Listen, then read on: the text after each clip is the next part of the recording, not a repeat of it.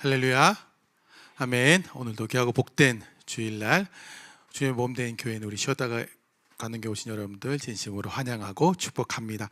우리 옆에 계신 분들 바라보시면서 이렇게 축복의 인사 나누도록 하겠습니다. 잘 오셨습니다. 오늘도 은혜 받읍시다. 아멘. 우리 이 시간에 주님 앞에 찬양 올려드릴 텐데, 세상에 걱정 근심 가지고 그대로 오셨잖아요. 우리 마음속에 근심 있는 것, 모든 것 이 시간 주님 앞에 내어놓고 함께 기쁜 마음으로 찬양하도록 하겠습니다. 우리 박수 치면서 찬양할까요? 마음속에 근심 있는 사람, 마음속에 근심 있는 사람, 주 예수 앞에 다 아뢰어라. 슬픈 마음 있을 때에라도 주 예수께 눈물 나며 깊은 한숨 쉴 때 주 예수 앞 다 아뢰어라. 은밀한 채 내게 있더라도 주 예수께 아멘. 주 예수 앞에 다 아뢰어라. 주 우리의 친구니 무엇이나 근심하지 말고 주 예수께 괴로움과 두려움 있을 때에 주 예수 앞에 다 아뢰어라. 내일 일을 염려하지 말고 주 예수께 죽음 앞에 겁을 내는 자여 주 예수 앞에 다 아뢰어라. 하늘나라 바라보는 자여 주 예수께 아뢰라멘. 주 예수 앞에 다 아뢰어라. 주 우리의 친구니 무엇이나 근심하지 말고. 우리 다시 한번 찬양할까요? 마음속에 근심 있는 사람, 마음속에 근심 있는 사람, 주 예수 앞에 다 아뢰어라. 슬픈 마음 있을 때에라도 주 예수께 눈물 나며 깊은 한숨 쉴 때 주 예수 앞에 다 아뢰어라. 은밀한 채 내게 있더라도 주 예수 앞에 다 아뢰어라. 주 우리의 친구니 무엇이나 근심하지 말고 주 예수 앞에 다 아뢰어라. 주 우리의 친구니 무엇이나 근심하지 말고. 우리 마지막으로 고백합니다. 주 예수 앞에 다 아뢰어라. 주 우리의 친구니 무엇이나 근심하지 말고 주 예수께 아뢰라. 할렐루야. 우리 근심 걱정이 있다면 이 시간 주님 앞에 다 내어놓으시기를 바랍니다. 아멘. 우리 예수 안에서 이 시간 서로 축복하면서 찬양하도록 하겠습니다. 예수 안에서 우리가 화목된 줄 믿습니다.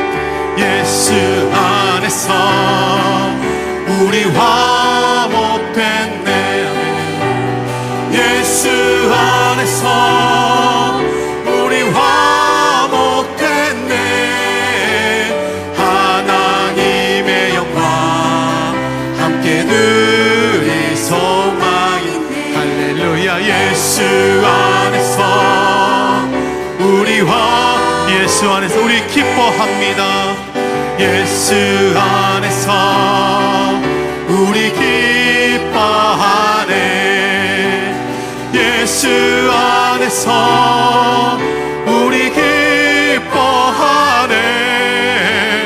하나님의 영광 함께 누릴 소망인. 할렐루야. 예수 안에서 우리 예수 안에서 우리 사랑합니다. 예수. 옆에 분들 바라보시면서 고백할까요? 우리 사랑하네. 아멘. 예수 안에서 우리 사랑하네. 하나님의 영광 함께 누릴 소망. 할렐루야. 예수 안에서 우리 예수 안에서 우리 감사합니다. 예수 안에서 우리 감사하는 주님 감사합니다. 예수 안에서 우리 감사하네. 하나님의 영광 함께 누릴 소망. 할렐루야. 예수 안에서 우리가 예수 안에 우리 사랑합니다. 예수 안에서 우리 사랑하네. 아멘. 예수 안에서 우리 사랑하네. 하나님의 영광 함께 누릴 소망. 할렐루야. 예수 안에서 우리 예수 안에서 우리 감사합니다. 아멘. 예수 안에서 우리 감사하네. 예수 안에서 우리 감사하네. 하나님의 영광 함께 누릴 소망. 할렐루야. 예수 안에서 우리 감사하네. 아멘. 우리 하나님께 영광의 박수 올리겠습니다. 아멘. 우리가 예수 안에서 기뻐하고 감사하고 사랑할 수 있는 것, 그것은 다 어떤 마음일까요? 예수 한 분만으로 만족하기 때문임을 믿습니다. 예수 한 분만으로 충만하기 때문임을 믿습니다. 이 시간 우리 그 믿음의 고백으로 함께 찬양하시겠습니다.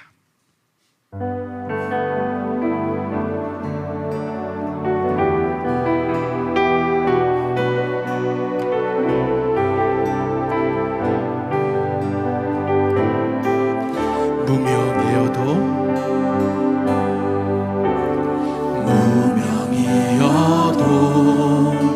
공허하지 않은 것을 예수 안에 난 만족함에 가난하여도 부족하지 않은 것을 예수 안에 오직 나는 부요함이라. 고난 중에도 견뎌낼 수 있는 것은 주의 계획 있기 때문이라면 실패하여도 일어설 수 있는 것은 예수 안에 오직 나는 우리 다시 한번 고백할까요? 무명이어도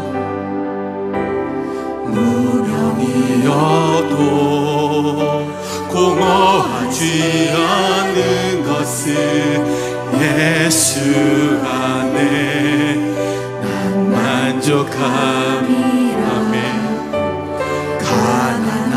가난하여도 부족하지 않은 것은 예수 안에 오직 나는 부요함이라. 고난 중에도 견뎌낼 수 있는 것은 주의 계획 믿기 때문이라. 실패하여도 일어설 수 있는 것은 예수 안에 오직 나는 승리함이라며.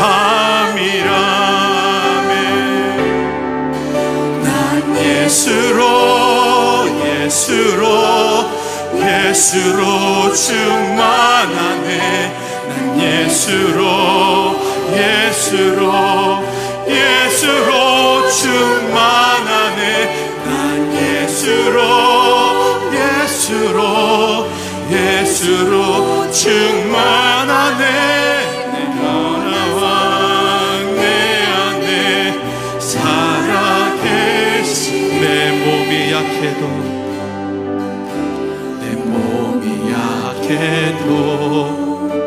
낙심하지 않는 것이 예수 안에 완전함이라.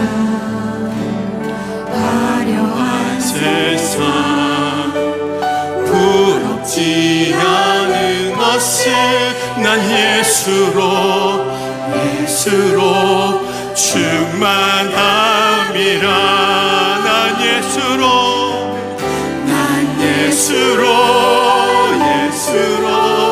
예수로 충만하네. 세상 모든 것들도 부럽지 않네. 난 예수로 충만하네. 영원한 왕 내 안에 살아. 난 예수로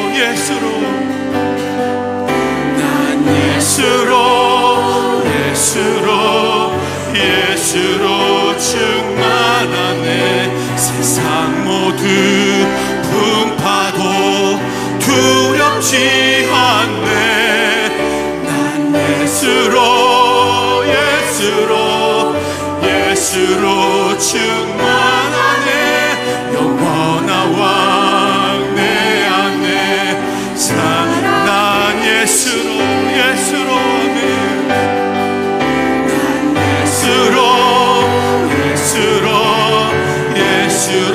충만하네. 세상 모든 것들도 부럽지 않네. 난 예수로 충만하네. 영원한 왕 내 안에 우리 마지막으로 고백합니다. 난 예수로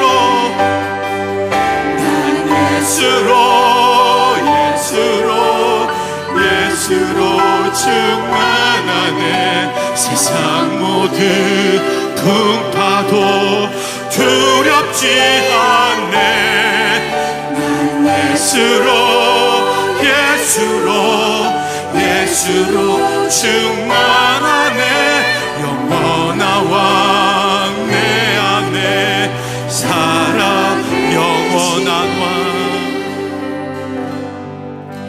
영원한 왕 내 안에 살아계. 영원한 왕 내 안에 살아계시네.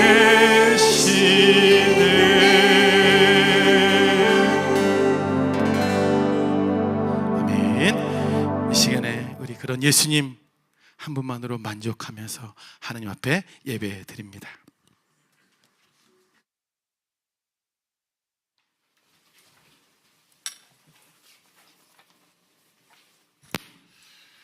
자, 여러분 샬롬 반갑습니다. 손 한번 들어주셔야지. 자, 오늘도 성령께서 충만케 해 주실 줄 믿습니다. 자, 복된 예배 오신 여러분들 진심으로 환영하면서 우리 같이 한번 인사해요. 다 일어나서 옆 좌우 보면서 악수도 하시면서 안녕하세요, 반갑습니다, 잘 오셨어요. 오늘 예수로 충만하기를 원합니다. 자, 우리 복된 예배 함께 드립시다. 왕이신 나의 하나님 찬양 드립니다.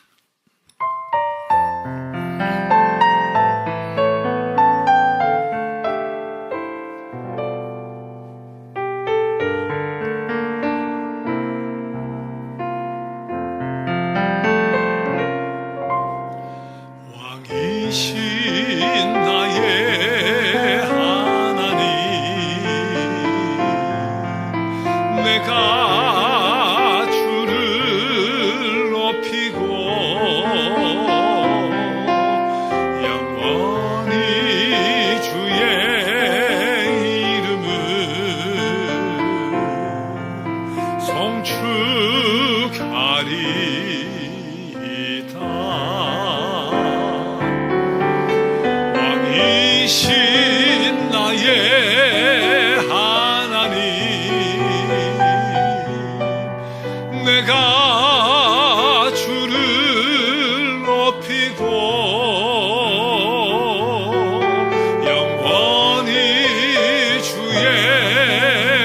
이름은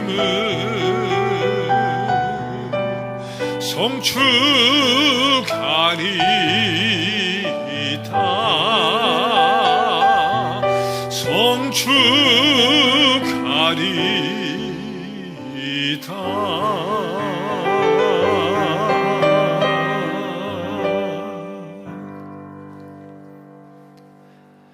너희는 여호와 우리 하나님을 높이고 그 성산에서 예배할지어다. 여호와 우리 하나님은 거룩하심이로다. 십자가의 사랑으로 우리를 구속하신 하나님을 찬양합니다. 값없이 피 흘려 대속하심으로 우리에게 영원한 하늘 문을 열어주신 주님을 찬양합니다. 이 시간 거룩한 영을 이곳에 보내셔서 참마음과 정성으로 예배하게 하시며 우리를 통해 큰 영광 받아 주옵소서. 예수님의 이름으로 기도드립니다. 아멘. 나는 전능하신 아버지 하나님 천지의 창조주를 믿습니다. 나는 그의 유일하신 아들 우리 주 예수 그리스도를 믿습니다. 그는 성령으로 잉태되어 동정녀 마리아에게서 나시고 본디오 빌라도에게 고난을 받아 십자가에 못 박혀 죽으시고 장사된 지 사흘 만에 죽은 자 가운데서 다시 살아나셨으며 하늘에 오르시어 전능하신 아버지 하나님 우편에 앉아 계시다가 거기로부터 살아있는 자와 죽은 자를 심판하러 오십니다. 나는 성령을 믿으며 거룩한 공교회와 성도의 교제와 죄를 용서받는 것과 몸의 부활과 영생을 믿습니다. 아멘. 앉으셔서 91장 찬송 드립니다. 슬픈 마음 있는 사람.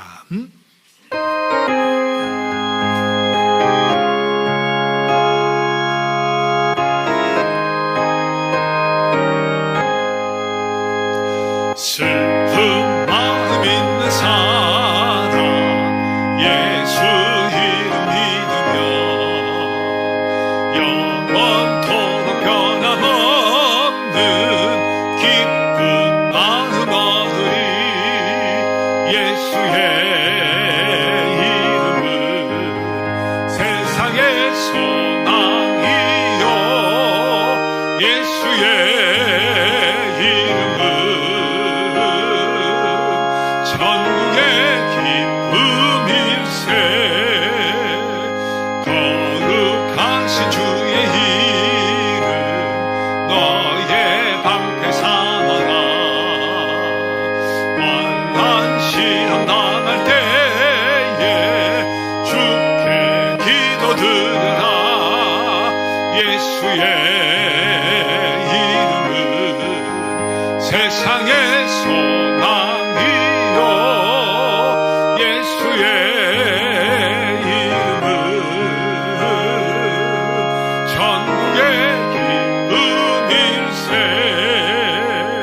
존귀하신 주의 이름 우리 기쁨 되도다. 주의 품에 안길 때에 기뻐 찬송 부르리. 예수의 이름은 세상의 소망이요 예수의 이름은 천국의 기쁨일세. 우리 갈 길 당한 후에 보좌 앞에 나아가 왕의 왕께 경배하며 멸류관을 드리니. 예수의 이름은 세상의 소망이요 예수의 이름은 천국의 기쁨일세. 자, 오늘은 최행배 목사님 예배를 위해 기도해 주시겠습니다.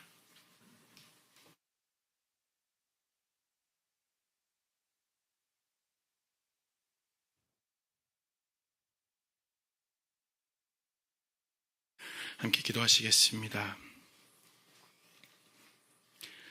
거룩하시고 은혜가 풍성하신 하나님 아버지, 복된 주일을 허락하시고 주님의 몸된 교회에 나와 살아계신 하나님을 예배하게 하시니 감사와 찬양을 올려드립니다. 지난 한 주간도 주님의 은혜 가운데 지켜주시고 우리의 삶을 인도해 주심에 감사드립니다. 그러나 우리의 삶을 돌아볼 때 말씀보다 세상을 더 의지하였고 사랑보다 미움과 원망을 앞세웠으며 주님의 뜻보다 자신의 생각을 따라 살아왔음을 고백합니다. 주님의 보혈로 우리를 깨끗하게 씻어주시고 성령께서 새롭게 하셔서 하나님께서 기뻐하시는 삶을 살아가게 하옵소서. 이 시간 드려지는 예배를 기쁘게 받아주시고 찬양과 기도와 말씀 가운데 성령께서 충만하게 임재하여 주옵소서. 우리의 마음을 열어 주님의 음성을 듣게 하시고 말씀을 전하시는 목사님에게 성령의 능력과 기름 부음을 더하여 주셔서 선포되는 말씀이 생명의 말씀이 되게 하시고 듣는 모든 교우들의 심령에 믿음과 소망과 사랑이 회복되게 하옵소서. 주님, 우리 쉬었다 가는 교회가 2026년 단기 선교를 준비합니다. 태국 끄렁더이 마약마을 어린이들과 메솥 미얀마 난민 어린이들에게 하나님의 사랑과 복음을 전하는 통로로 우리 교회를 사용하여 주시니 감사합니다. 그곳에서 우리를 통하여 일하시는 주님을 경험하게 하시고 그 어린 영혼들의 삶에 복음의 씨앗이 심겨져 암담한 현실을 넘어 주님께서 부어주시는 꿈과 비전을 품고 한 걸음 한 걸음 내딛는 존귀한 삶이 되게 축복하여 주옵소서. 주님 또한 연약한 성도들을 위로하시고 아픔 가운데 있는 이들에게 치유의 은혜를 베풀어 주시며 경제적인 어려움과 삶의 무거운 짐 가운데 있는 이들에게 하늘의 평안과 새 힘을 허락하여 주옵소서. 이 나라와 민족을 긍휼히 여겨주시고 지도자들에게 지혜를 주셔서 정의와 공의가 강물처럼 흐르게 하시며 오늘도 세계 곳곳에서 복음을 증거하며 헌신하는 선교사들과 주의 종들을 기억하시고 그들의 사역 위에 성령의 능력과 보호하심을 더하여 주옵소서. 이 시간 주님께 귀한 예물 드립니다. 우리의 삶도 함께 드려지게 하시고 주님의 선하신 일에 귀하게 쓰이게 하옵소서. 오늘 드려지는 예배를 통해 오직 주님 홀로 영광 받아주시고 우리의 삶이 새로워지며 한 주간도 세상의 빛과 소금으로 살아가게 하옵소서. 우리의 구주 되시며 영원한 소망이 되시는 예수 그리스도의 이름으로 기도드립니다. 아멘.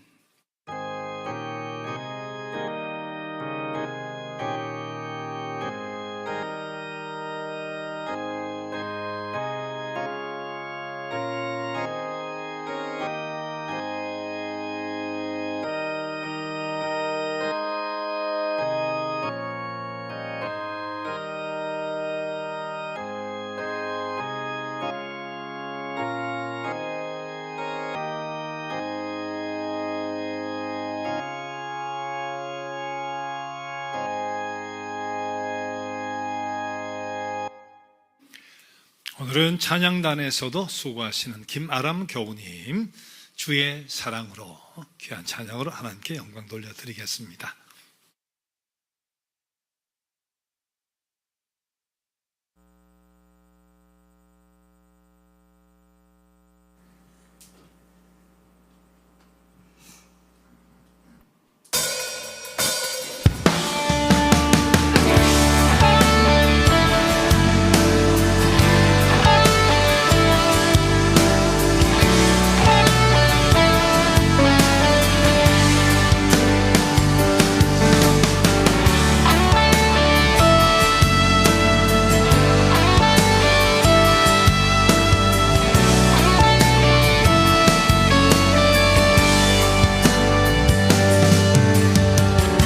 주변서 위에 날 세우시네.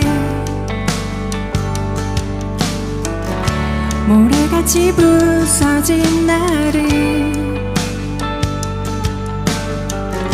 주 사랑으로 날 안으시네. 고와 같은 같이 헤매던 나를 꿈꾸지 못한 아름다움으로 모든 제한을 넘어 능력으로 초대하시네. 주의 사랑으로 나 걸어가리라. 이전보다 더욱 나 찬양하리라. 주의 사랑 나를 새롭게 하시네.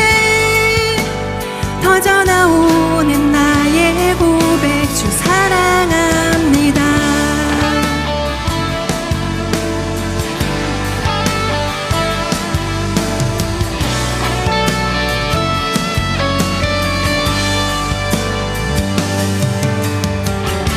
주 반석 위에 날 세우시네. 나는 이전과 같지 않네. 주 사랑으로 날 안으시네. 더 이상 나 부족함 없네.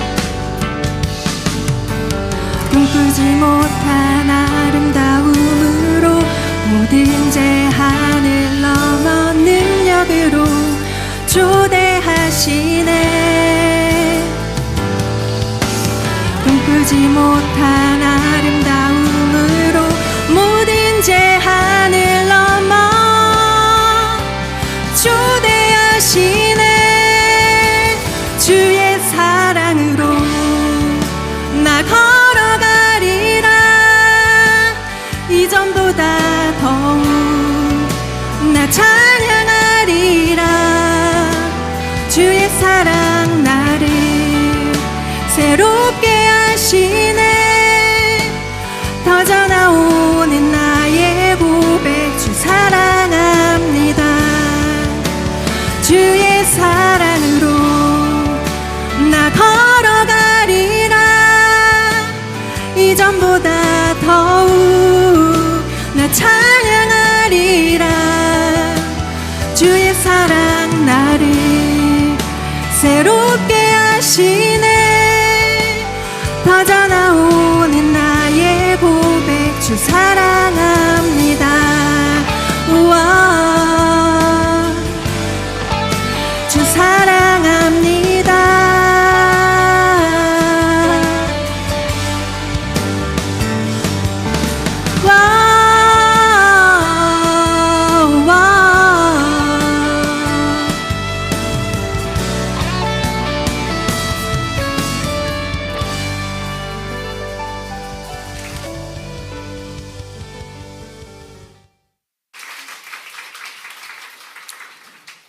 자, 그리스도를 알기 전과 후가 어떻게 달라졌나 하는 신앙의 고백, 얼마나 귀한지 모르겠어요.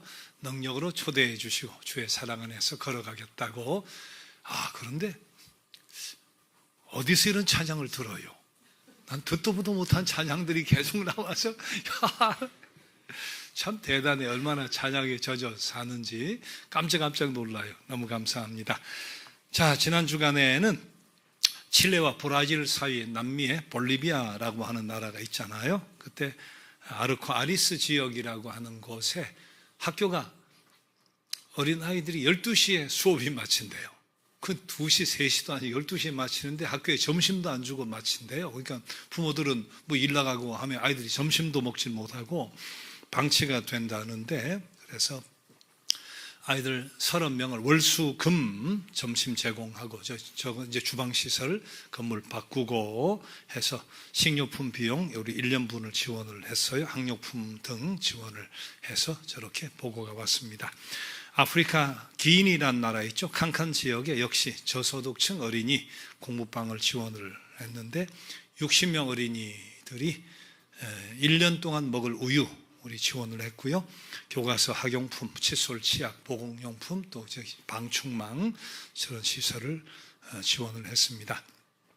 자, 이명현 선교사님, 우간다 쿠미 우리 그 미혼모들, 청년들 자립을 위해서 제가 제빵, 또 이제 한국 음식, 또 뭐 커피나 차는 물론이지만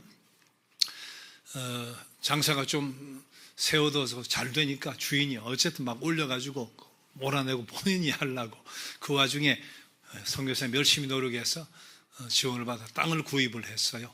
그 땅 위에 저 건물을 우리가 세워드렸습니다. 자, 이제 지난 주간에 이사가 되고 그림도 다시 한번 보여줘요. 보니까 옆에 그림도 붙어 있네. 식탁도 들어오고 다 들어왔어요. 이제 조만간 이제 개업이 됩니다. 쿠미 지역의 랜드마크입니다. 저곳에서 미혼모들이, 청년들이 제가 제빵, 한국 요리.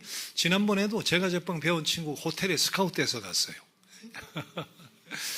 자, 저렇게 훈련의 장소, 또 저기서 나오는 수익금이 있으면 저들 위해 우리 봤다시피 학교의 급식에 소치를 만들어 주거나 또 물탱크를 사주거나 여러 가지 일들이 계속해서 지원이 되겠죠. 자, 조만간 이제 개업을 하면 보고가 다시 오겠습니다. 자, 샘물 호스피스 우리 8분이 수료를 했어요.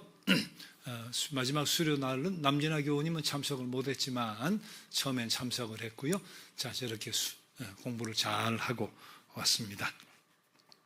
자, 등록교우 방문을 하는데 아마 거의 매주마다 지금 다 차 있는 것 같아요. 예전에 그 신방을 받았던 분도 또 요청해도 돼요. 보니까 예전에 신방 집에까지 갔던 분도 신청하셨던 분도 계시던데 언제든지 여러분 대화하고 살아온 이야기하고 또 고민이 있으면 함께 나누고 또 기도의 제목이 있으면 기도해 드리는 거니까 자, 예배 마치고 교회에서 해도 되고 가정에서 해도 되고 집 가까운 카페나 또 식당에서 해도 되고 그 대신에 식당에서 하면 밥은 교회에서 삽니다. 지난번까지 그랬잖아요. 뭐 사야 되나 뭐 대접해야 되나 그런 신경 쓰지 말고 차 먹든지 밥 먹든지 밥은 교회에서 대접을 합니다. 이장희 목사님 하고 대화를 하시면 되고요. 이미 방문한 사람들은 연락을 안 해요. 하지만 여러분 요청하면 우리나라 어디라도 좋아요. 어디라도 가서 방문하고 같이 기도해 드릴 테니까 미안해하지 마시고 요청하시면 됩니다. 자, 태국 끄렁떠이 마을 제가 최근에 다녀와서 보고 했잖아요. 정말 참 불쌍한 아이들이에요. 저 마을은 부모가 어쨌든 80%가 마약을 하니까 아이들이 무슨 소망이 있겠어요. 그래서 축구팀을 만들어주고 이번에 제가 가서 2팀을 더 만들어서 지금 어린이 여자팀, 남자팀 3팀이 생겼는데 유니폼, 축구화 필요한 경비 다 지원을 했습니다. 그리고 밑에 미얀마 어린이 학교 또 아이들만 넘어와서 35명이 같이 그룹 홈에 생활하는 아이들.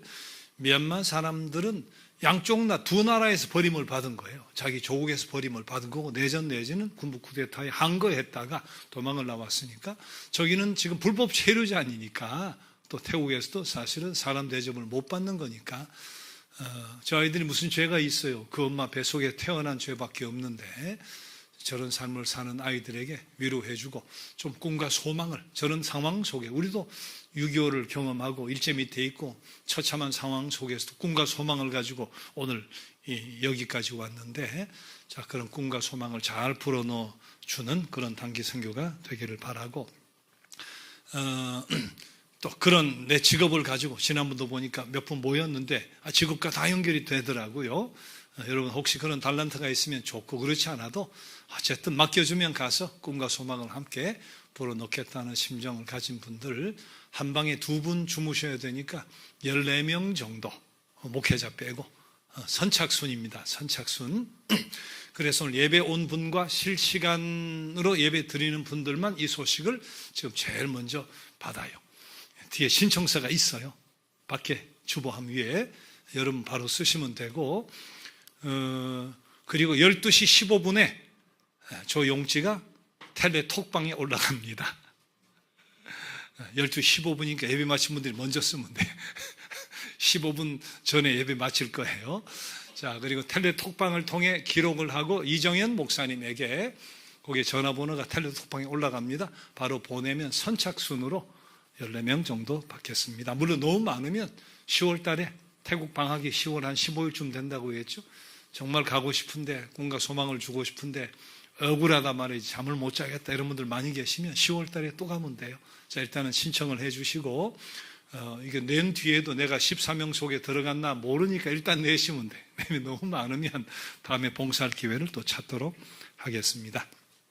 자, 일정은 8월 9일 주일 예배를 마치고 저녁 비행기로 가서 자정쯤 도착하고 뒷날 바로 차로 승합차로 7시간 난민촌으로 올라가서 저녁에 그룹홈하고 뒷날 아침에 미얀마 어린이 봉사하고 그날로 오후에 7시간 차로 또 내려오고 그리고 그 뒷날이 태국 어머니의 날이에요. 오전 오후 120명씩 240명 두 팀 봉사하고 그리고 목요일 방콕 시내 좀 보고 저녁 비행기로 오면 금요일 새벽 한 6시쯤 그때는 이제 차도 있고 전철도 있죠. 출근하실 분은 출근하셔도 되고요. 자, 지금 일정이 그렇습니다.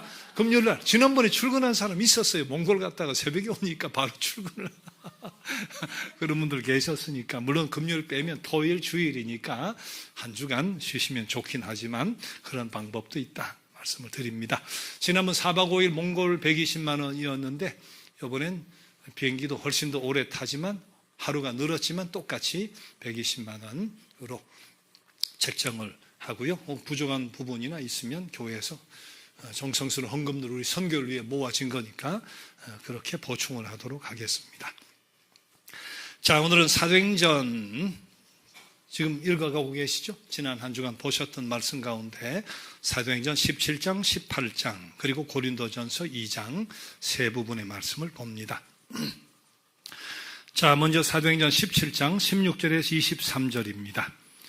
바울이 아덴에서 그들을 기다리다가 그 성에 우상이 가득한 것을 보고 마음에 격분하여 회당에서는 유대인과 경건한 사람들과 또 장터에서는 날마다 만나는 사람들과 변론하니 어떤 에피쿠로스와 스토아 철학자들도 바울과 쟁론할세 어떤 사람은 이르되 이 말쟁이가 무슨 말을 하고자 하느냐 하고 어떤 사람은 이르되 이방신들을 전하는 사람인가 보다 하니 이는 바울이 예수와 부활을 전하기 때문이러라.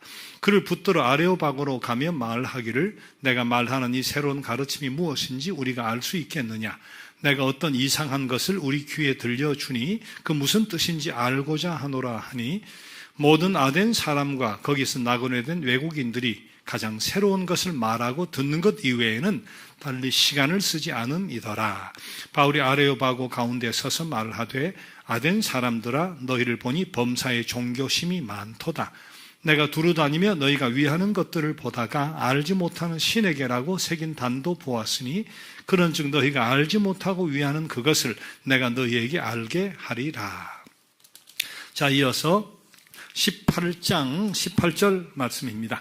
바울은 더 여러 날 머물다가 형제들과 작별하고 배 타고 수리아로 떠나갈새 브리스길라와 아굴라도 함께 하더라. 바울이 일찍이 서원이 있었으므로 겐그레아에서 머리를 깎았더라. 자, 이어서 고린도 전서 2장 1절부터 5절까지 말씀. 형제들아 내가 너희에게 나아가 하나님의 증거를 전할 때에 말과 지혜의 아름다운 것으로 아니하였나니 내가 너희 중에서 예수 그리스도와 그가 십자가에 못 박히신 것 외에는 아무것도 알지 아니하기로 작정하였습니다. 내가 너희 가운데 거할 때 약하고 두려워하고 심히 떨었노라. 내 말과 내 전도함이 설득력 있는 지혜의 말로 하지 아니하고 다만 성령의 나타나심과 능력으로 하여 너희 믿음이 사람의 지혜에 있지 아니하고 다만 하나님의 능력에 있게 하려 하였노라. 아멘. 이 말씀은 우리를 위해 주시는 주님의 말씀입니다.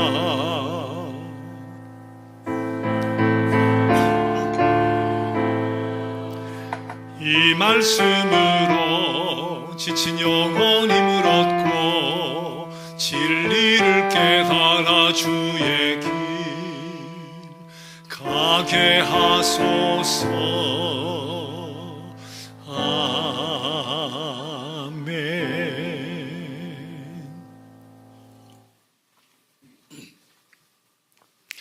바울 사도가 회심한 후에 세 차례에 걸쳐서 전도여행을 떠나요.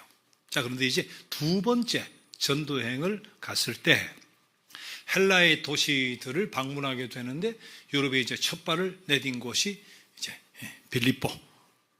그리고 이제 데살로니가로 가요. 그리고 베레아로 가요. 거기서 유대인 동족들의 박해가 너무 심하니까 이번에 간 곳이 아덴이에요. 아덴은 지금이 아테네, 그리스 아테네. 자, 근데 아테네가 우상이 가득한 지역이어서 아테네가 당시에 신들의 도시라고 불리었대요. 그리스의 지방마다 있는 모든 신들을 합한 것보다 더 많은 신들이 아테네에 있었대요. 새롭고 신비한 것이 전파되면 그냥 신전이 서고 제사를 지내고 제단을 만드는데, 그래서 아테네에는 우스갯소리로 사람 만나는 것보다 신 만나는 것이 더 수월하단 말이지. 신전이 너무 많으니까 사람 만나는 것보다 신 만나는 것이 더 수월하다. 그렇게 신이 많았다는 거예요. 자, 바울 사도도 2차 전도행 때 처음으로 아테네라는 곳을 간 거예요. 바울 사도가 지혜에 관한 내가 다른 사람들보다 못나지 않다 말이지. 그리고 학식이라든 이런 데 있어서 자신이 있었으니까 정말 헬라 문명의 중심지, 학문의 중심지, 철학의 중심지 가보고 싶은 마음도 참 꿀뚝 같았을 텐데, 가서 보니까 난생 본 우상, 비교가 안 되는, 난생 그런 우상을 처음 보는 거예요.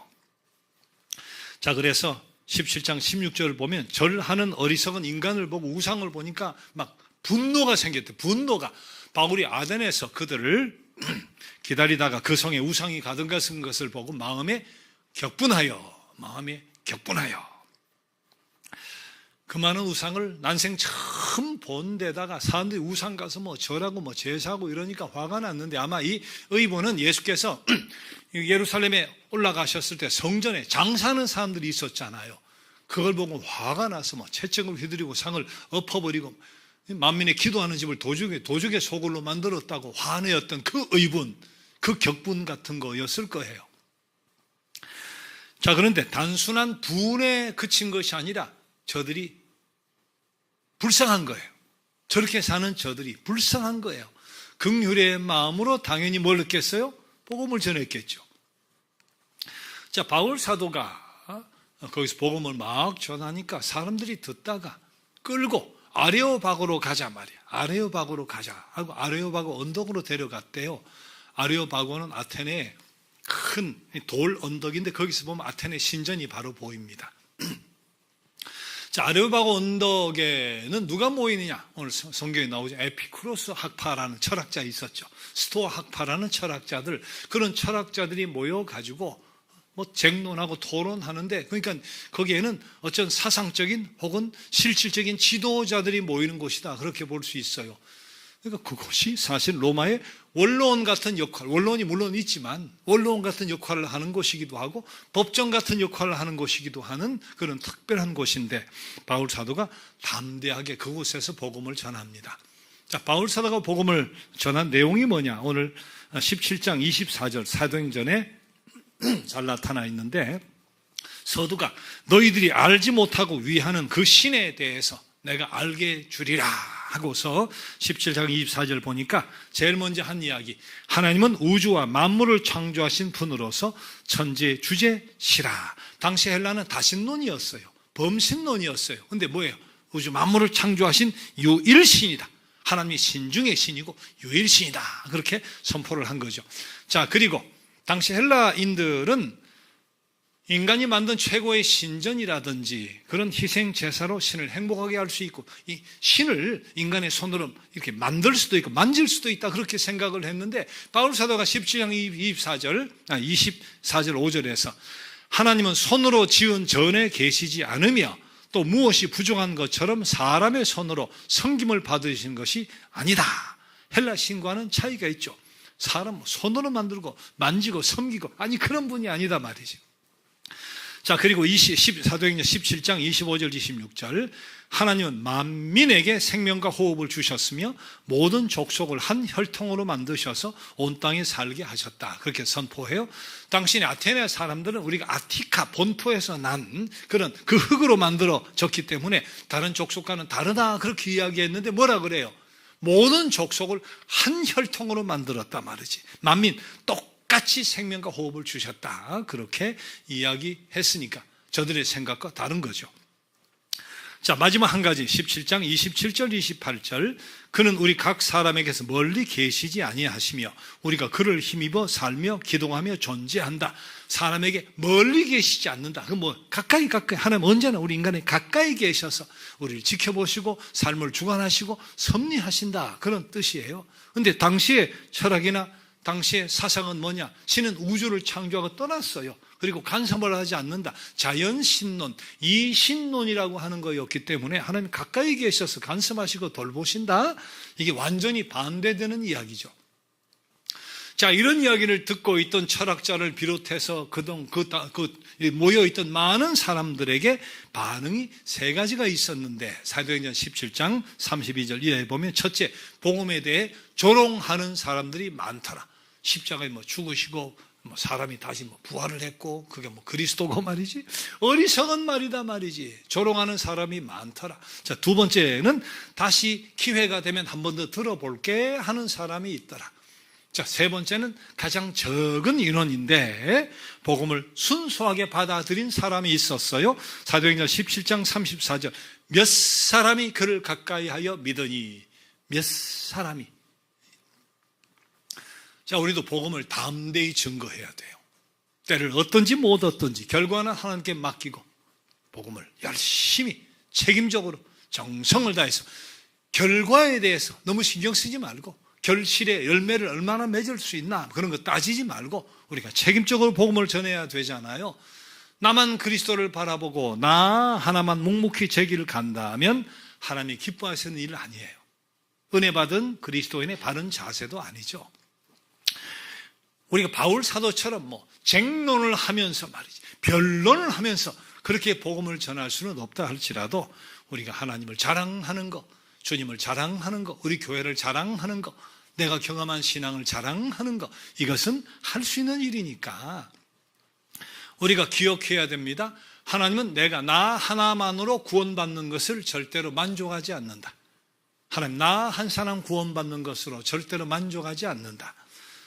여러분 주기도문이 어떻게 돼요? 하늘에 계신 내 아버지시여 그렇게 가르쳐 주지 않았잖아요. 하늘에 계신 우리 아버지시여 그렇게 가르쳐 주셨죠.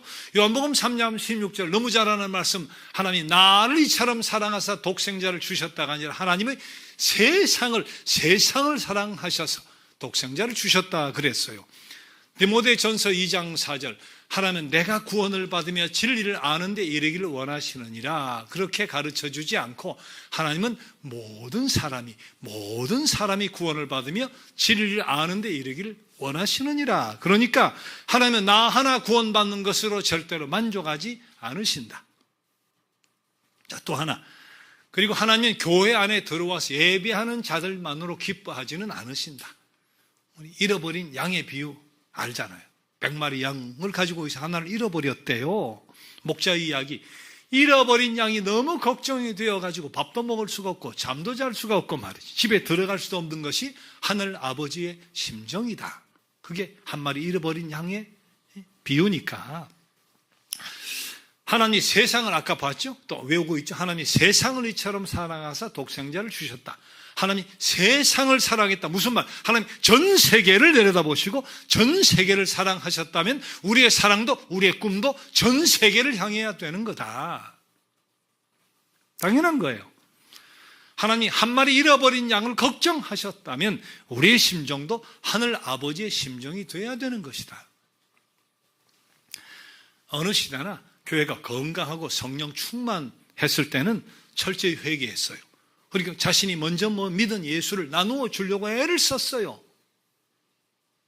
그런데 병들고 교회가 영향력이 떨어지기 시작하면 그 시대의 교회들은 언제나 자기만 즐기거나 형식적이고 외식적인 예배로 전락해요. 불신자에 대해서 관심이 무관심이에요. 우리가 예수께서 온 세상 인류를 위해서 오신 분이다. 온 인류를 위해 오신 구세주다는 사실을 절대로 망각해서는 안 된다. 예수님 죽으시고 부활하신 후에 승천하시기 직전에 마지막 남기신 말씀이 뭐예요? 승천 직전 마태복음 28장 19절 20절 말씀 같이 읽어봐요. 너희는 가서 모든 족속으로 제자를 삼아 아버지와 아들과 성령의 이름으로 세례를 주고 내가 너희에게 분부한 모든 것을 가르쳐 지키게 하라. 그럼 또 마약 마을의 아이들, 미얀마는 전부가 불교입니다. 불교. 하지만 우리가 지혜롭게 모든 족속에게 그리스도를, 그리스도 십자가 부활을 전파해야 되는 거니까. 그래서 가는 거예요. 위로도 하고. 자, 그런데 아테네에서 한 가지 문제가 있었어요. 그 문제가 뭐예요? 바울 사도가 애를 썼는데 선교의 결과가 너무 미미한 거예요. 그런 적이 없었어요. 바울 사도의 선교 역사상 그런 적이 없었다고. 자, 사도행전 17장 4절 봐요. 데살로니카 바울 사도가 석주밖에 못, 3주 있다가 박해 때문에 도망을 나왔는데 3주 있었던 곳인데요. 데살로니카 경건한 헬라인의 큰 무리와 적지 않은 귀부인도 권함을 받고 바울과 실라를 따랐다. 그리고 교회가 서버렸어요. 3주 있었는데 말이에요. 사도행전 17장 11절 12절 베레아에 있는 사람들은 데살로니카에 있는 사람들보다 더 너그러워서 간절한 마음으로 말씀을 받고 이것이 그러한가 하여 날마다 성경을 상고함으로 그 중에 믿는 사람이 많고 또 헬라의 귀부인과 남자가 적지 아니하나 2차 전도행의 첫발이 빌립보예요. 빌립보 역사가 일어났어요. 빌립보 교회가 섰어요. 그 다음 온 것이 데살로니카예요. 3주밖에 없었지만 많은 사람이 믿었대요. 그 다음 간 곳이 베레아예요. 역시 많은 사람이 믿었대요. 그 다음 간 곳이 아테네예요. 그런데 아테네에서는 교회를 못 세웠어요. 아테네가 어떤 곳인데? 철학, 문학, 수사학, 과학, 꽃이 핀 곳, 정치적으로 민주주의 뿌리. 여러분 학자, 문화적, 학문적으로 소크라테스, 플라톤, 아리스토텔레스, 에피쿠로스, 제논, 히포크라테스, 지금도 우리가 이름을 들으면 알만한 학자들의 명성이 지금도 계속되고 있는 곳. 로마의 지배 속에서도 세상의 문화적 중심지, 사상적 중심지였어요. 자, 그런데 봐요. 고린도에 쓴 편지가 있잖아요. 빌립보 교회에 쓴 편지가 있잖아요. 석주된 데살로니카에 세워진 교회에 쓴 편지가 있죠. 그런데 아테네 서가 없어요. 성경에 아덴서가 없어요. 물론 바울 사도가 머물렀다든지 교회를 세웠다고 해서 모두에게 다 편지를 쓴 것은 아니라고 해도 아테네가 어떤 곳인데 헬라 철학과 학문의 중심지인데 거기에 교회가 섰으면 틀림없이 서신을 보내지 않았을 리가 없었을 것 같은데 무엇보다 지금까지도 아테네를 가면 바울 사도가 세운 교회예요. 그때 교회가 섰던 터예요. 하는 이야기가 내려오질 않아요. 지금까지도 그런 이야기가 없어요. 아테네에서의 바울 사도의 실패가 도대체 어디에서 기인한 것일까? 승승장구하던 복음으로 말이에요.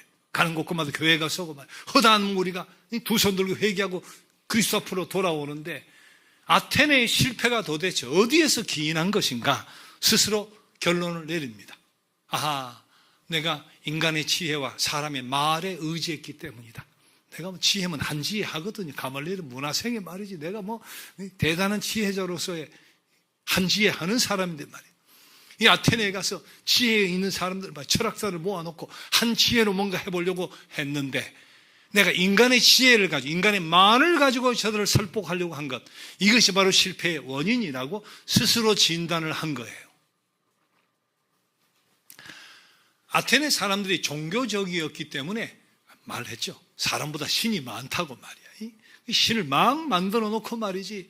어떤 때는 신이 더 있을 텐데, 우리 아테네 시민보다 신이 더 있을 텐데, 근데 이 이름을 모르니까 그냥 만들어 놓고 재단에다가 뭐라고 했다고요? 알지 못하는 신. 그렇게 써붙여 놓고 그냥 한 톡속으로 알지 못하는 신이 10명인지 100명인지 2000명인지 모르겠어요. 함께 모아놓고 말이야. 제사를 지냈다는 거예요. 왜? 우리가 알지 못해가지고 밀어내서 신의 이름을 알지 못해 제대로 섬기지 못하면 화가 임할까봐. 예전에 그래서 신을 섬긴 거 아니에요. 화가 임할까봐. 우리가 밀어내서 이름을 다 못 붙였으니 용서하시고 이 제물을 받으시고 화를 노염을 푸시옵소서 하고 알지 못하는 신에게 하고 절하고 제사를 했다는데 바울 사도의 이 논리가 뭐예요? 너희들 수많은 신 중에 그동안 알지 못하고 제사를 드리지 못하는 신이 있다. 이 신이 누군지 내가 가르쳐 줄게 하고 이야기를 했다는 거야. 나름대로 즉흥적인 지혜인 것 같았을지 모르지만 그게 전도가 될 수가 없었다는 거예요.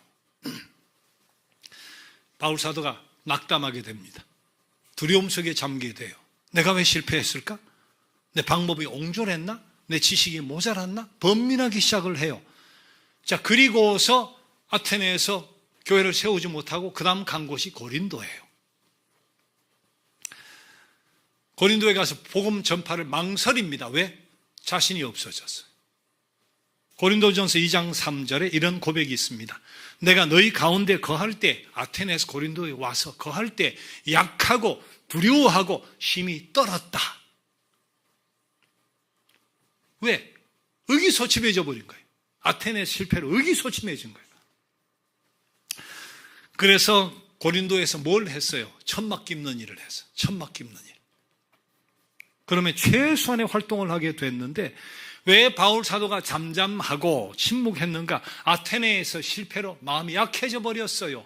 핍박 때문이 아니라 두렵고 자신이 없었어요. 내가 왜 이렇게 자신이 없지? 내가 왜 이렇게 두려워졌지? 고민을 하다가 마침내 이유를 깨닫습니다. 그게 뭐예요? 아, 내가 인간의 지혜로 하려고 했어. 내가 사람의 말로 하려고 했어. 내가 그리스도의 십자가를 붙들지 않고 인간의 지혜와 사람의 말려고 할 말에 의지했기 때문이야. 자, 그래서 고린도전서 2장 2절 이렇게 선포합니다. 같이 한번 읽어볼까요? 내가 너희 중에서 예수 그리스도와 그가 십자가에 못 박히신 것 외에는 아무것도 알지 아니하기로 작정하였습니다. 이후에 아테네 철학자 앞에서 했던 것 같은 인간의 화술이라든지 지혜라든지 이런 거 가지고 말이야. 하나님 전하고 기독교 변증 아니 이제는 다시는 그의 고백대로 예수 오직 그리스도의 십자가 부활만 붙들고 살기로 작정을 한 거예요. 결국은 목배임을 당해 로마에 순교하기까지 꺼리낌없이 그리스도와 그의 십자가 부활만을 증거하면서 살아갑니다. 두렵고 침묵했던 바울 사도가 저렇게 깨닫고 그리스도 십자가 부활만을 붙들기로 작정하고 고린도에는 그래서 교회가 섰어요. 그게 고린도 전후서잖아요. 거기 보는 편지가. 자, 바울 사도가 결국은 깨닫고 고백했던 그리스도의 십자가와 부활이라고 하는 것이 어떤 의미일까요? 그 고백은 어떤 의미죠? 그리스도의 십자가 부활만을 아는지 꼭 붙들고 말이야. 다른 건 알지도 않고 그것만 내가 알고 살아가기로 작정했다. 그리스도의 십자가 부활. 자, 먼저는 그리스도의 십자가니까 십자가의 죽으심으로 우리의 죄 씻음과 속죄가 이루어졌고 그 사실을 믿으면 죄 씻음과 더불어 부활, 영원히 살게 된다 하는 이 복음을 위하여는 십자가 부활이라고 하는 것은. 자, 그런데 그리스도의 십자가 부활이라는 것은 십자가의 죄 씻음과 더불어 그 사실을 믿고 받아들일 때 부활이 임한다 하는 복음의 내용과 더불어 하나님의 능력을 의미하는 것이기도 해요. 십자가를 통해 죄 씻음 받는 능력, 죽음에도 그리스도로 말미암아 다시 살아나는 부활의 능력. 십자가 부활은 복음의 내용이지만 십자가의 죄 씻음도 능력이요, 죽음에서 다시 부활하는 것도 하나님의 능력으로 가능한 거니까. 자, 결국 바울 사도가 고린도전서 2장 4절 5절에서 이렇게 고백합니다. 같이 읽어봐요. 내 말과 전도함이 설득력 있는 지혜의 말로 하지 아니하고 다만 성령의 나타나심과 능력으로 하여 너희 믿음이 사람의 지혜에 있지 아니하고 다만 하나님의 능력에 있게 하려 하였노라. 그러니까 오직 그리스도와 십자가 그리고 부활이라 하는 것은 복음의 내용이 오로지 그리스도의 십자가 부활이다 하는 뜻이지만 나는 이제 앞으로 하나님의 능력에만 의지해서 십자가 죄 씻음의 능력, 다시 일으켜 주신 부활의 능력, 하나님의 능력에 의지해서만 복음을 전할 것이다 뿐만 아니라 인간의 지혜와 인간의 말이 아니라 하나님의 능력에 의해서 내가 삶을 살겠단 말이지. 그런 결단이에요. 그런 선포예요. 그런 비장한 각오다 말이에요. 아덴에서의 실패 이후에 의기소침해진 상태에서 성령의 깨우치심으로 다시 깨닫고 십자가 부활의 능력을 의지해서 복음을 전하고 고린도의 교회가 세워지고 1년 반 선교하고 목회해요. 1년 반 교회를 세우고 든든히 세운 뒤에 그리고 에베소로 갑니다. 에베소에도 교회가 세워지죠. 에베소서가 있잖아요. 고린도에서 다음 에베소로 가는 길에 겐그레아란 항구를 들르게 돼요. 자, 겐그레아란 항구에 들렀을 때 거기서 머리를 깎아요. 사도행전 18장 18절 말씀 보세요.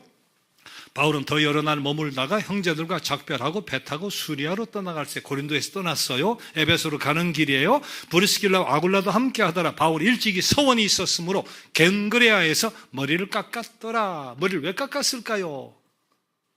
때로는 뭐 거치장스럽고 답답하면 머리를 깎는데 그 이유가 아까 있었잖아요. 뭐라고? 서원이 있어서. 일찍이 서원이 있었기 때문에 서원 때문에 겐그레아에 가서 머리를 깎았대요. 이 서원이 뭘까? 아마 민수기 6장에 나오는 나시린의 서원일 것이라고 생각을 해요. 나시린 아세요? 나시린, 삼손도 나시린이었는데 나시린은 서원하는 거예요. 우리가 3일 금식기도 하겠다, 일주일 금식기도 하겠다, 40일 금식기 작정하듯이 날짜를 정해놓고 하나님 앞에 나시린 서원을 하면 어떻게 해야 되느냐? 민수기 6장에 보면 포도주나 독주를 그동안 안 먹어야 돼. 시체 옆에 혹은 장례 같은 데 안 가야 돼. 그리고 그때까지는 내가 작정한 기간까지는 머리를 안 깎아야 돼. 그게 무슨 뜻이에요? 구별되었다는 거. 사람들이 알아요.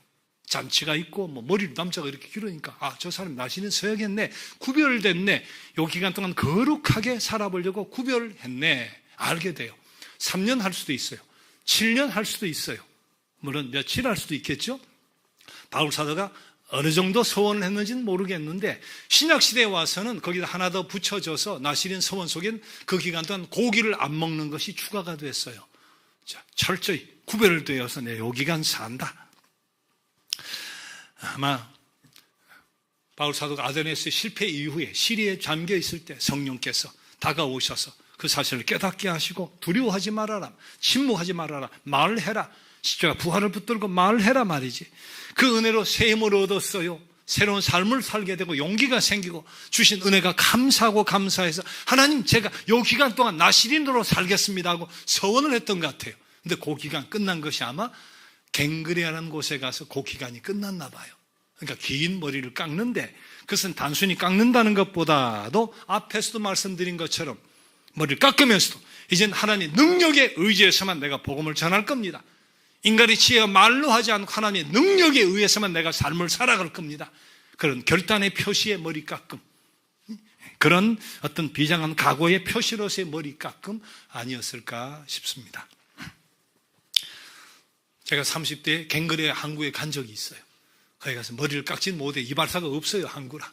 근데 이 사실을 생각하면서 마음속에 얼마나 그런 마음의 새로운 결단과 비장한 각오가 들든지 언제 같이 한번 가볼까요? 그때는 머리를 길러서 우리 가운데 저 미용 기술이 있으면 같이 가고 여러분, 사람이 간사해가지고 건강 있는 사람은 자기 건강에 의지하려고 해요. 힘 있는 사람 자기 힘에 의지하려고, 돈 있는 사람 자기 돈에 의지하려고, 권력 있는 사람 자기 권력에 의지하려고, 재주 있는 사람은 자기 재주에 의지하려고 해요. 하지만 하나님께서 택한 백성들이 그런 식으로 그런 것에 의지해 살아가려고 하면 계속 그런 차원에 살도록 머물러 있도록 내버려 두질 않습니다. 바울 사도가 그렇게 한번 살아보려고 했다가 의기소침해져 버렸잖아요. 힘 있다는 사람 그렇게 계속 살려고 하면 연약함 속에 무릎을 꿇게 되는 날이 오게 해요. 지식 있는 사람 자기 지혜에 빠져서 꼼짝달싹 못하는 때가 오게 할 수 있어요. 자기 물질을 의지하는 사람 물질의 허무 앞에 내려앉아 망연자실하게 되는 때가 올 수도 있어요. 자기 권력에 의지하는 사람 권력의 허망함 속에서 넋을 잃어버리는 때가 오게 될 수도 있어요. 내 지혜, 내 건강, 내 물질, 이거 인간이 만든 글라이더 같은 거예요. 그게 무동력 비행기만 글라이더. 엔진이야 뭐 다른 게 없어. 그러니까 바람이 타면 이렇게 사람이 이렇게 던지면 글라이더니까 상승 기류가 있으면 이렇게 올라가죠. 바람이 있으면 저 멀리까지 가고 글라이더. 근데 이게 동력원이 스스로 없으니까 이 상승 기류는 바람이 끝나면 땅바닥에 툭 떨어지는 거예요. 인간의 지혜가 딱 글라이더 수준이다. 내 미천이 있을 때 멋지게 날아가는 것 같지만 상승 기류가 끝나요. 바람이 멎어버려 고난이와 한계에 부딪혀 여지없이 추락하는 거예요. 반면 십자가 부활을 의지하는 사람, 십자가 부활의 능력을 의지하는 사람은 강력한 제트 엔진을 장착한 비행기 같은 거예요. 제트 엔진, 맞바람이 와, 바람이 상승 길이가 뭐죠? 상관없어요. 스스로 동력 장치, 제트 엔진이 달려 있으니까 수십 킬로 자력으로 올라가는 거니까 맞바람이 오면 바람을 타고 올라가 버리는 거니까. 물론 내 힘, 내 재주, 내 가진 능력, 하나님 주신 선물이니까 소중한 자산입니다. 소중한 선물로 생각하고 최선을 다해 잘 사용해야 되는데 문제가 뭐냐? 거기에 희망을 두고 인생을 날아보려고 하면 결국은 애쓰다 낙심하게 된다는 거예요. 죽은 자를 일으키신 부활의 능력, 죄의 쇠사슬을 끊어버리신 십자가의 능력, 이 능력이라는 하나님의 제트 엔진을 삶에 장착해야 되지, 그래야 내 능력 이상의 삶을 살게 되는 것이다 말이에요. 여러분, 어떤 철학이 내 죄 문제를 해결해 주겠어요? 어떤 지식이 나를 영원한 저주와 멸망에 나를 끄집어내겠어요? 그리스도의 십자가 외에는 말이에요, 방법이 없잖아요. 십자가 보혈의 능력만 나의 죄를 씻어주고 영원한 저주와 멸망에 나를 건져줄 수 있는 거니까. 어떤 권세가 나를 영원한 삶으로 인도해 주겠어요? 세상에 그 무엇이 나를 죽음을 넘어선 영원한 삶으로 나를 인도해 주겠냐고요. 그리스도의 부활의 능력만이 나를 영원한 나라로 인도해 갈 수 있는 거니까. 어떤 힘이 나로 하여금 한계를 뛰어넘는 능력 이상의 삶을 살게 해주겠어요? 십자가 부활의 능력, 죄 씻음의 능력, 죽음에 살아나게 만들어내는 부활의 능력, 하나님의 능력만이 내 한계를 뛰어넘는, 내 능력을 뛰어넘는 삶을 살게 해주실 수 있는 거죠. 그래서 우리가 십자가 부활의 역사를 일으키신 하나님의 능력에 의지해 살아야 돼요. 자나깨나 그리스도 안에서 하나님의 능력에 의지하고 살아가야 돼요. 십자가 부활이 그래서 내 삶의 힘이에요. 내 삶의 능력이에요. 우리의 소망이에요. 우리의 위로예요. 나로 하여금 능력 이상의 삶을 살아가게 만드는 유일한 권세다 말이에요. 여러분, 예수 그리스도의 십자가와 부활을 내 삶의 미천으로 삼아요. 내 삶의 미천, 자본도 미천이고 건강도 미천이고 재주도 미천이고 경험도 미천이지만 그리스도의 십자가 부활이 내 삶의 미천이다. 우리가 이 생각을 늘 하고 살아야 돼요. 자나깨나 주님의 십자가 부활을 의지하고 그 능력에 의지하고 십자가 속죄의 피의 능력, 죽은 자를 살리는 부활의 능력, 이 능력에 의지한 자는 결코 막힘이 없을 거예요. 험한 십자가가 능력입니다.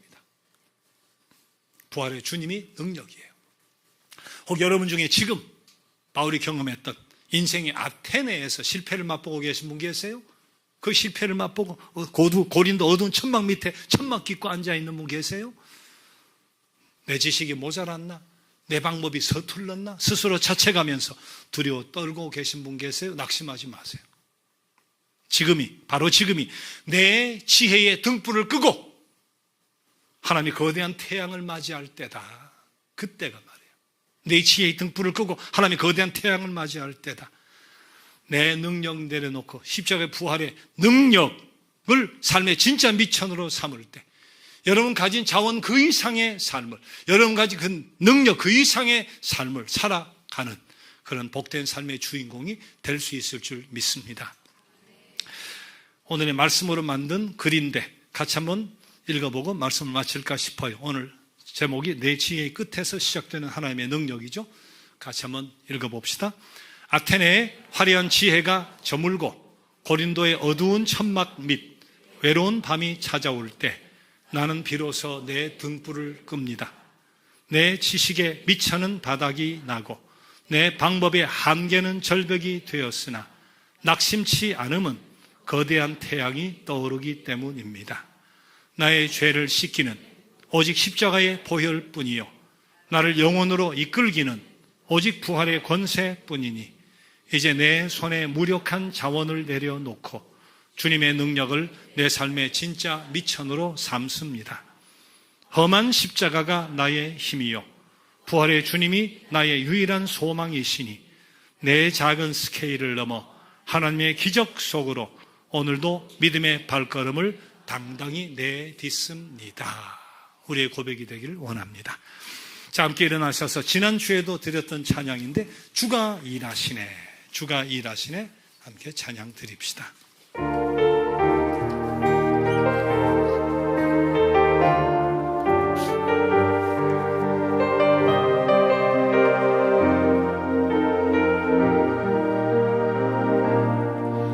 날이 저물어 갈 때, 빈들에서 걸을 때, 그때가 하나님의 때.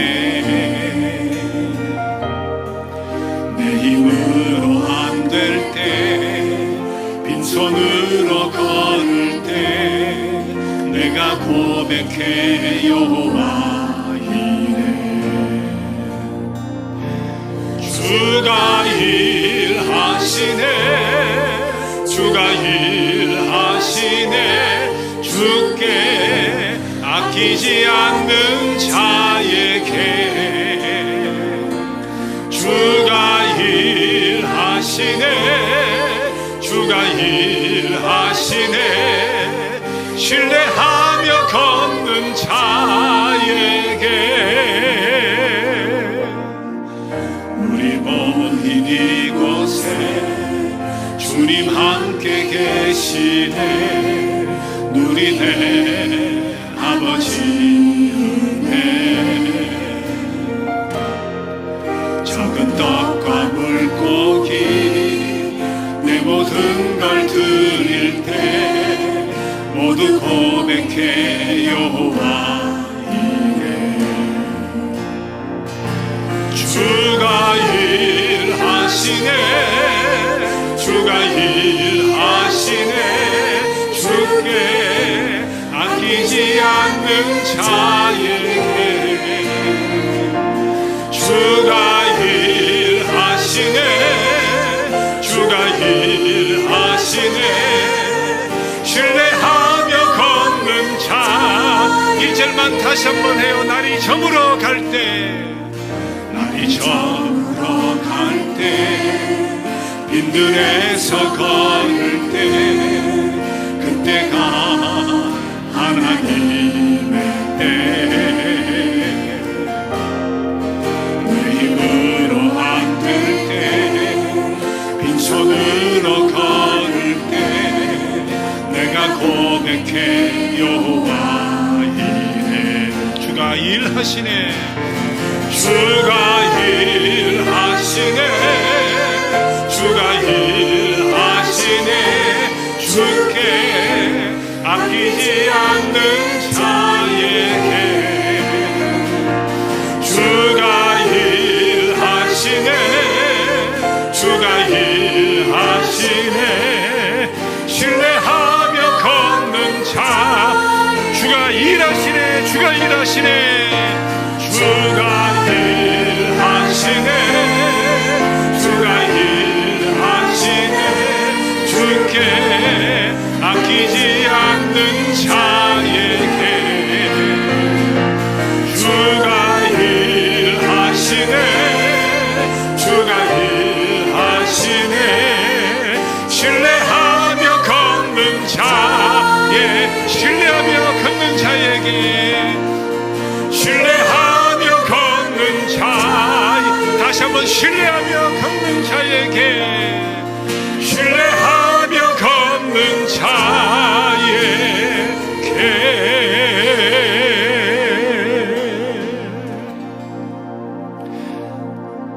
십자가 부활은 하나님의 능력을 의미한다고 했습니다. 그렇게 복음을 전할 때는 하나님의 능력, 성령의 감동, 감화 역사를 전적으로 의지하고 전해야 합니다. 뿐만 아니라 그리스도의 일을 하든지 세상의 삶을 살든지 무엇을 하든지 무슨 일을 하든지 자신의 지혜로만 하지 아니하고 오직 날 위해 십자가에 달리시고 부활하신 그리스도를 의지하고 성령의 역사와 하나님의 능력에 의지해야 합니다. 오직 주님의 십자가만 바라보게 하옵소서. 그 십자가 부활의 능력만을 의지하게 하옵소서. 그리하여 네 가지 능력 이상의 삶을 살게 하시며 하나님 영광과 찬송이 되게 하옵소서. 오늘 말씀을 기억하면서 각자의 마음을 담아 스스로의 기도를 하나님께 드려 보겠습니다. 감사합니다.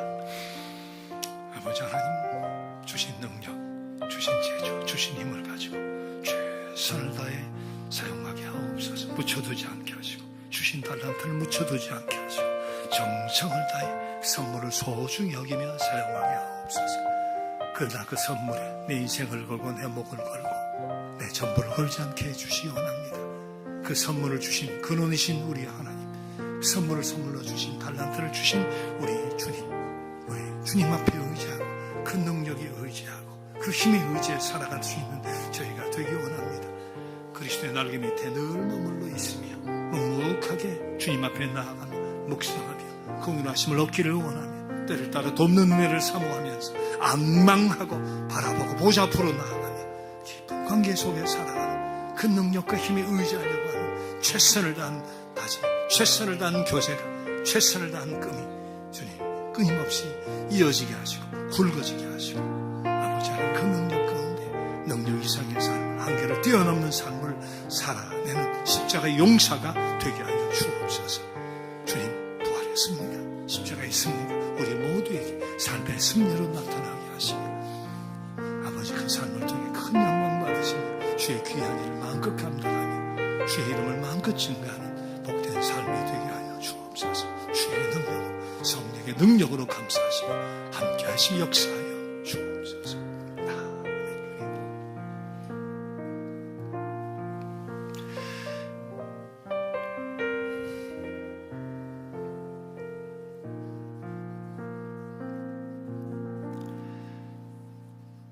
이제는 무엇을 하든지 무슨 일을 하든지 자신의 힘과 지혜로만 하지 아니하고 십자가와 부활의 능력, 성령의 역사와 하나님의 능력에 의지함으로 능력 이상의 삶을 살아가며 하나님께 큰 영광 돌려드려야 할 부름받은 주의 온 백성들과 저들의 삶 속에, 그리고 저들의 간절한 기도의 제목 위에 우리 주님의 그 귀하신 은혜가, 하나님 아버지의 끝없으신 사랑하심이, 성령의 능력과 역사가 함께해 주시옵기를 간절히 축원합니다.